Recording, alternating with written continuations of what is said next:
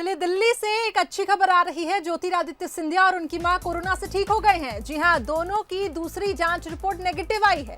15 जून को अस्पताल से डिस्चार्ज किया जा सकता है, ऐसी खबरें मिल रही हैं। कोरोना संक्रमित होने पर दिल्ली के निजी अस्पताल में ज्योतिरादित्य सिंधिया और उनकी मां को भर्ती कराया गया था, लेकिन ये एक राहत भरी खबर, कोरोना से ठीक हुए हैं ज्योतिरादित्य सिंधिया और उनकी माताजी।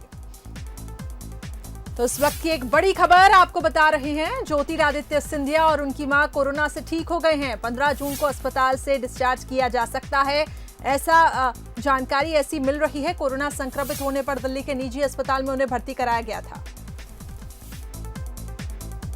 तो एक राहत भरी खबर दिल्ली से इस वक्त हमें मिल रही है। दोनों की दूसरी जांच यानी कि ज्योतिरादित्य सिंधिया और उनकी माताजी की जो जांच रिपोर्ट है वो नेगेटिव आई है।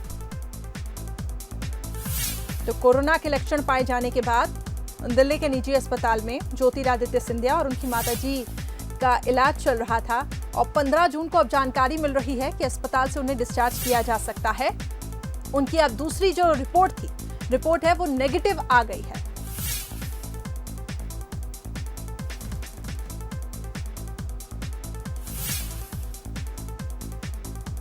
तो एक तरफ जहां कोरोना संक्रमण के मामले तेजी से बढ़ते जा रहे हैं, वहीं देखिए एक राहत भरी खबर भी हमें ये मिल रही है। ज्योतिरादित्य सिंधिया और उनकी मां कोरोना से ठीक हो गए हैं। चलिए, हमारे साथ बंसल न्यूज है, शरद द्विवेदी जी फोन लाइन पे जुड़ चुके हैं। शरद जी, एक राहत भरी खबर और एक अच्छी खबर इसे माना जाए, ज्योतिरादित्य सिंधिया और उनकी मां कोरोना से ठीक हो गए हैं।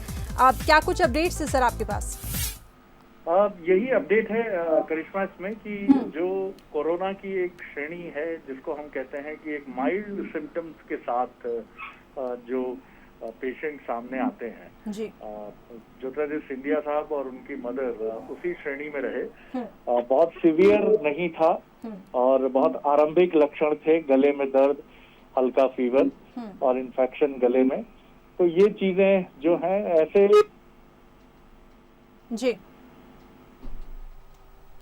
चलिए, लगता है हमारा फोन डिस्कनेक्ट हो गया। हम फिर से कोशिश करेंगे संपर्क करने की, लेकिन जैसा कि वो हमें बता रहे थे कि माइल्ड सिम्टम्स थे उनको और दूसरी जो जांच रिपोर्ट है वो अब नेगेटिव आ गई है। एक बार फिर वो हमारे साथ जुड़ चुके हैं। जी शरद जी।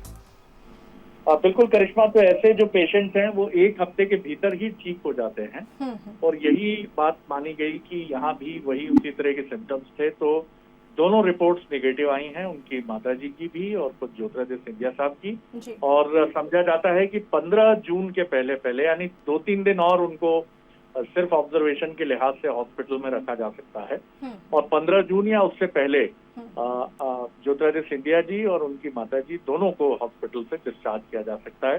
तो निश्चित तौर पर ये सिंधिया समर्थकों के लिए, बीजेपी के लिए एक अच्छी खबर है, जो मध्य प्रदेश में कोरोना के साथ साथ बाय इलेक्शन के लिए अपने को गेयर अप कर चुकी है।